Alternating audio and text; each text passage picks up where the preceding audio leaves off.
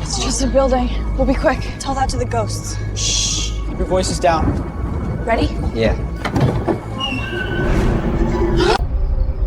Hey, 911, what's your emergency? I'm at the old lot on Reeve Street. We found something. What did you find? It's a body. I think it's a body. It's wrapped in plastic. Stay where you are. Help is on the way. What is this? It's not some random fight. Look how clean it is.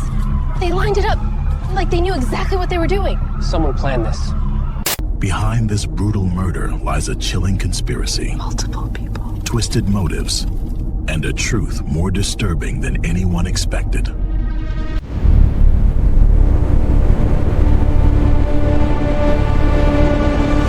In the quiet town of Erie, Pennsylvania, a chilling discovery was about to shatter the community's peace. On April 2nd, 2013, the lifeless body of a young woman was found inside the dark, decaying walls of the former Erie County Detention Center.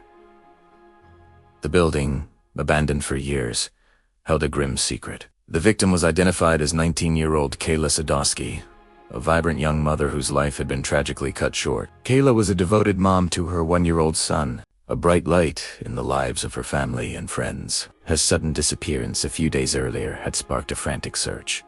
Now, the worst fears of her loved ones were confirmed. As investigators processed the scene, they found no obvious signs of a struggle, no weapon, and no clear motive. The cause of death was determined to be a lethal injection. The question on everyone's mind was horrifying. Who would want to kill Kayla, and why? The investigation immediately turned to those closest to her. At the center of it all was her ex-boyfriend, the father of her child, 25-year-old Thomas Bidding. Their relationship had been a tumultuous one, marked by conflict and control. Kayla had been fighting for sole custody of their son, a battle that had intensified in the weeks leading up to her death. Friends and family told police that Bidding was manipulative and had a history of threatening behavior. He had a tight grip on his social circle, a group of young people who seemed to do whatever he asked. As detectives dug deeper, they uncovered a disturbing network of lies and manipulation orchestrated by Bidding. He claimed he was at home the night Kayla vanished, but his alibi was flimsy. Cell phone records told a different story, placing him near the abandoned detention center around the time of the murder. But Bidding hadn't acted alone. He had enlisted the help of his friends, weaving them into his sinister plot. The first crack in the case came from one of Bidding's own circle. A witness came forward, revealing a conversation they'd had with 22-year-old D'Angelo Jones, one of Bidding's closest associates. Jones had allegedly confessed to his involvement, describing the events of that fateful night in chilling detail. This confession gave police the leverage they needed to unravel the entire conspiracy. According to the testimony that would later emerge, the plan was set in motion days before. Bidding, desperate to win the custody battle, decided that eliminating Kayla was the only way. He enlisted Jones to help him carry out the act, but they needed a way to lure Kayla to a secluded location. That's where 21-year-old Ashley Foreman came in. Foreman, another friend in Bidding's orbit, was tasked with gaining Kayla's trust. She pretended to be a concerned friend, offering Kayla a ride and a shoulder to lean on. On the night of March 28th, Foreman picked Kayla up under the guise of going for a drive to talk, but instead of offering comfort, she drove Kayla directly into a trap. She took her to a remote, wooded area where Thomas Bidding and D'Angelo Jones were waiting. What happened next was a betrayal of the highest order. Kayla, believing she was among friends, was ambushed.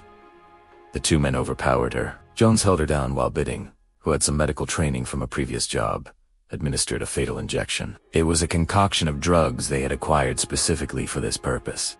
Their plan was cold, calculated, and utterly heartless. After Kaylin was gone, they needed to dispose of her body. They drove to the abandoned detention center, a place they knew would be deserted. They carried her inside and left her in the darkness, believing their secret was safe. With a confession from Jones, the pieces of the puzzle fell into place. Investigators now had a clear picture of the conspiracy.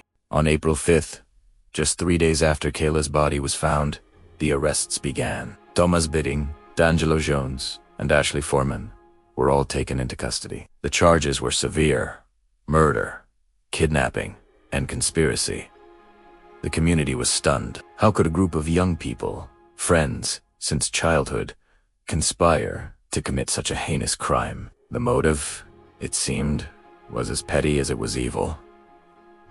A custody dispute. Bidding was so obsessed with controlling the situation and winning against Kayla that he was willing to take her life, robbing his own son of a mother. His accomplices, either through misguided loyalty, fear, or a shocking lack of moral compass, went along with his deadly plan. The legal proceedings that followed laid bare the full extent of the betrayal. To save himself, D'Angelo Jones agreed to testify against Bidding and Foreman in exchange for a lesser charge. His testimony was crucial, providing a first-hand account of the murder plot, from its conception to its tragic execution. He described Bidding's manipulative nature and how he convinced them to participate. Ashley Foreman, the friend who led Kayla to her death, also faced justice. Her role as the bait in the trap was undeniable. She pleaded guilty to third-degree murder and was sentenced to 20 to 40 years in prison. Her betrayal was a key component of the crime, a chilling reminder of how trust can be weaponized. The trial of the mastermind,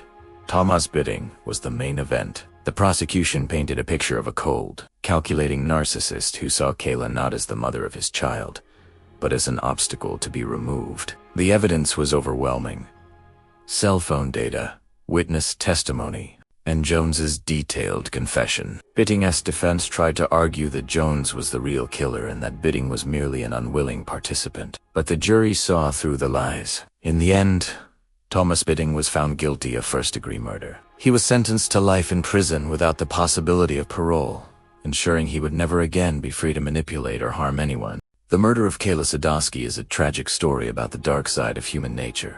It's a story of manipulation, jealousy, and a custody battle that spiraled into a cold-blooded killing. Kayla was a young mother with her whole life ahead of her, a life stolen by the very person who should have been her partner in parenthood. Her son was left to grow up without his mother, his life forever altered by his father's monstrous actions. This case serves as a somber warning about the dangers of coercive control in relationships and the devastating consequences it can have. It highlights the importance of recognizing the warning signs of manipulative behavior and seeking help before it is too late. Kayla's family continues to honor her memory, fighting to keep her story alive so that others might be saved from a similar fate. Though justice was served, the void left by Kayla's absence can never be filled. Her light was extinguished far too soon, a heartbreaking end to a life full of promise. Thank you for watching. If you found this story compelling, please like this video and subscribe to our channel for more true crime content. Stay safe, and we'll see you in the next one.